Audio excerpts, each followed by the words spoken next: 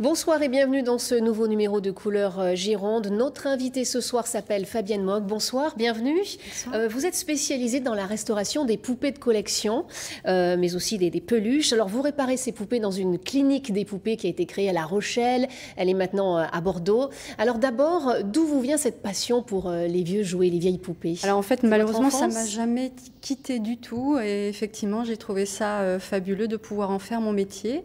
Ça faisait très longtemps que je faisais divers métiers qui me permettaient de toute manière d'aller jusqu'au bout de mon idée. Et comme je suis un peu de caractère tenace, je me suis prêtée et avec grand plaisir parce que c'est riche en matière. Alors, on va en parler tout à l'heure concrètement pour voir comment vous effectuez ce magnifique travail de restauration. Mais d'abord, je vous emmène aux États-Unis où il y a un énorme engouement pour les poupées. Regardez ce reportage réalisé en 1993. C'est la tournée américaine de Catherine Refaber, fabricante de poupées françaises. Regardez cet incroyable succès là-bas.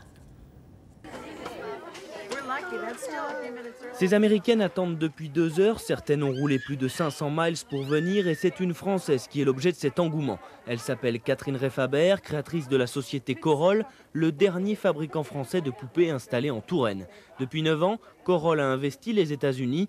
Là-bas, les poupées arrivent en 2e position des objets de collection après le timbre, une véritable passion. Et pour le collectionneur, le nec plus ultra, c'est d'avoir sa poupée dédicacée par le créateur. Chaque année en novembre, Catherine Refaber sillonne donc le pays pendant 15 jours. Objectif, soutenir commercialement son produit. Si vous voulez vendre aux États-Unis, il faut se plier aux coutumes américaines.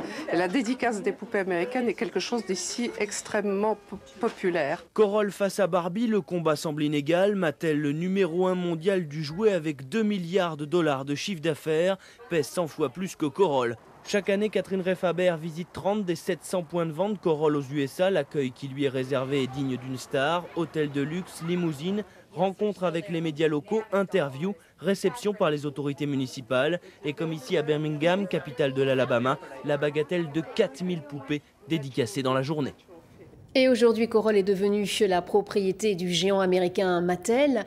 Fabienne Mogg, y a-t-il encore des fabricants de poupées en France? Ils sont de plus en plus rares, j'imagine. Alors, on est une bonne dizaine quand même, mais ce qui est très très peu, effectivement. Et donc, moi, je restaure notamment, mais le fait de restaurer me permet de créer davantage, en fait. Donc, vous êtes sur une niche, en fait. Complètement une niche, mais qui fait plaisir forcément à mes clients, puisqu'ils adorent aussi, puisque je peux faire n'importe quel objet et refaire n'importe quel objet.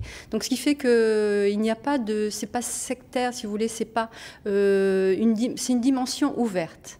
C'est ça l'avantage. Il y a beaucoup d'affectifs dans votre travail, puisque ce sont des gens qui vous amènent des objets précieux pour eux. Très précieux, effectivement. Il y a une valeur sentimentale et c'est aussi un patrimoine affectif qui fait que j'ai une dimension au niveau de mon travail qui est assez riche. Alors, dans cette clinique des poupées, combien avez-vous de patients par exemple, sur un an, vous réparez combien de Je vais vous parler en termes de personnes qui viennent me confier des objets. À peu près 250 personnes viennent me voir à la clinique, des poupées. Et donc, vous voyez, c'est une dimension fabuleuse parce que ça va de l'ours davantage pour les hommes et les poupées davantage pour les femmes. Et après, j'ai des œufs d'autruche, des automates.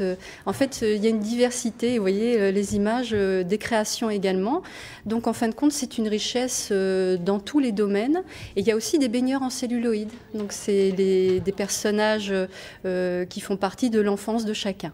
Et des objets qui ont une valeur importante aujourd'hui? Ces vieux objets C'est une valeur sentimentale davantage, c'est ce que je dis toujours sur rendez-vous. Je fonctionne vraiment sur rendez-vous. Et c'est une dimension importante chez les personnes puisque c'est avant tout du sentiment, de l'affectif. Et en tout cas, vous y passez du temps? Combien d'heures à peu près pour restaurer une poupée? Après, ça dépend d'une poupée à une autre, effectivement, ou d'une bécassine à une poupée plus ancienne. Parce que vous réparez le corps, mais aussi le costume, tous les accessoires. Tout est possible et rien ne m'arrête. Et quelles sont les matières que vous travaillez, que vous utilisez? Alors, il y a du papier mâché pour la plupart du temps, puisque c'est une matière très ancienne et qui est fabuleuse parce qu'elle se travaille d'une manière intéressante. Et voyez les photos, notamment pour ce petit personnage, donc c'est les mousquetaires, qui me parlent excessivement puisque ça fait partie de mes créations. Donc la tête est en papier mâché et les extrémités également, et le corps est en tissu.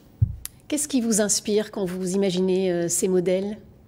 Alors moi c'est souvent les chevaliers effectivement, et puis la région me berce vers, notamment j'ai commencé, donc vous disiez, à La Rochelle, et La Rochelle, je vois volontiers des chevaliers dévaler dans les rues sous les arcades de La Rochelle, et les mousquetaires c'est pareil, c'est aussi très régional, et puis effectivement chacun son histoire vis-à-vis de son enfance. Et un mot sur la clientèle. Alors la clientèle elle est fabuleuse, parce qu'en fin de compte, voilà, pendant le rendez-vous on parle, on discute, on se met vraiment en accord et en harmonie pour que, au bout du compte, la personne retrouve tout à fait l'objet de son enfance. Ce sont des grands enfants. Ah oui, tout à fait. C'est fabuleux parce que moi, ça fait 17 ans que j'exerce et j'ai toujours cette même énergie de vouloir restaurer ou créer. Merci beaucoup Fabienne Mogue d'être venue sur ce plateau. Demain, l'invitée de Couleurs Gironde, c'est Élise Barconnière. Elle nous parlera de sa passion pour la citadelle de Blaye. Très belle soirée sur France 3. Merci.